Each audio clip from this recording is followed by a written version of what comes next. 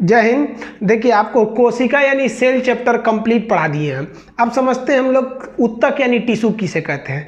एक समान कोशिकाओं के समूह को उत्तक कहते हैं, यानी tissue is a group of cells. उत्तक का अध्ययन हम हिस्टोलॉजी कहते हैं, हिस्टोलॉजी। समझ में आया? उत्तक बेसिकली 4 प्रकार के होते हैं। पहला जो होता है वो होता है पेशीय उत्तक यानी मस्कुलर टिश्यूज, इससे हमारी मांसपेशियां बनी होती हैं। तंत्रिका उत्तक ब्रेन बना होता है। कनेक्टिव टिश्यू यानी संयोजी उत्तक पूरे शरीर को कनेक्ट करके रखता है। उपकला उत्तक चोट वोट लगने से बचाता है। चलिए अब समझते हैं हम लोग एक एक करके।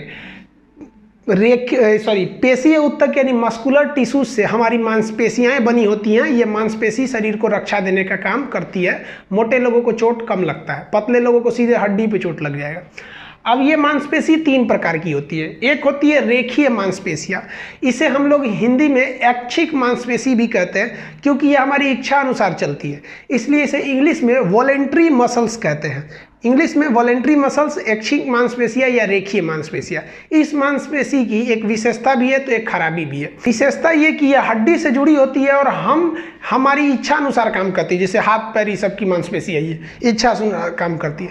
लेकिन ये ज़्यादा काम करा दीजिएगा ना तो थक जाती हैं, और मांसपेशियों में थकान लैक्टिक एसिड की वजह से होता है। याद रखिएगा, मांसपेशियों में थकान लैक्टिक एसिड। हमारी इच्छा अनुसार तो काम करेगी, हड्डी से जुड़ी रहती है लेकिन थक जाएगी ज़्यादा काम करने से। थकान किसके वजह से होता है? लैक्टिक एसिड के कारण।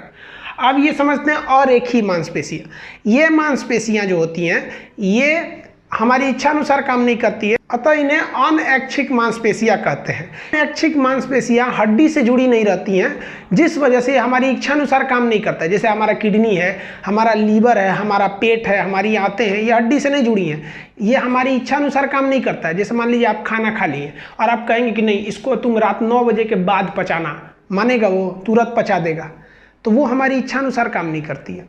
लेकिन इनकी एक खासियत है, ये थकती भी नहीं है। अगर इनको कहिए थक, अब पता चला रात में किडनी भी सो गया, ले रात में दिल भी सो गया, फेफड़ा भी सो गया, कभी नहीं थकता है। जब से पैदा हुए लोग फेफड़ा ऐसे सांस ले रहा है, थकता ही नहीं है। कोरोना में थक जाता है, सांस लेना छोड़ देता है, आदमी मर जाता है। तो ये मांसपेशियाँ थकती नहीं है। अब समझिए, इन्हीं अरेखीय मांसपेशियों का एक कैटेगरी होता है कार्डियक मसल यानी हृदयक पेशियाँ। हृदयक पेशियाँ इस अरेखीय का ही एक कैटेगरी है जिसका दिल बना होता है। दिल एक अलग प्रकार के मांस का बना होता है, उसे हम हृदयक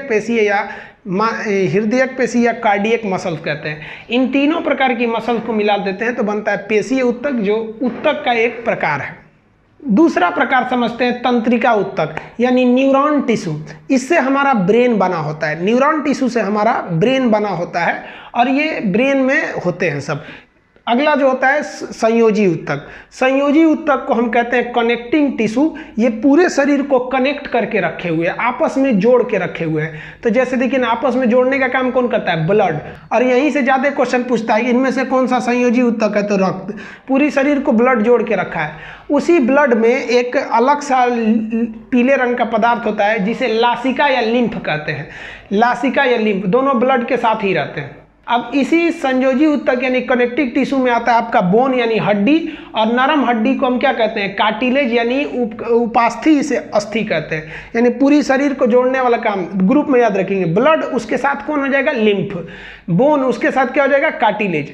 तो ये आपका हो गया कनेक्टिंग टिश्यू यानी संयोजी उत्तक। तो ये संयोजी उत्तक में आपको रक्त ही ज्यादा क्वेश्चन पूछता है, ब्लड से। समझ में आ गया आप लोग को? ये पूरे बॉडी को जोड़ के रखता है। अब आते हैं चौथे प्रकार के उत्तक यानी 4th टाइप ऑफ टिश्यू, जिसे हम लोग कहते हैं उपकला उत्तक यानी एडिपोज उत्तक।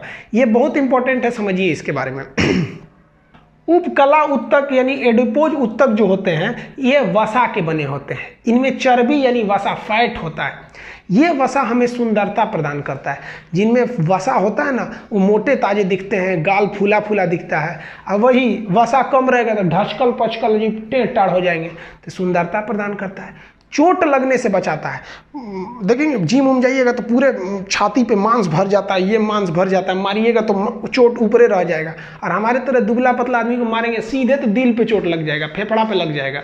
वसा हम लोग को सुरक्षा भी देता है, समझ में आया? वसा का एक और महत्वपूर्ण काम होता है कि वो हमें ठंड से बचाता है।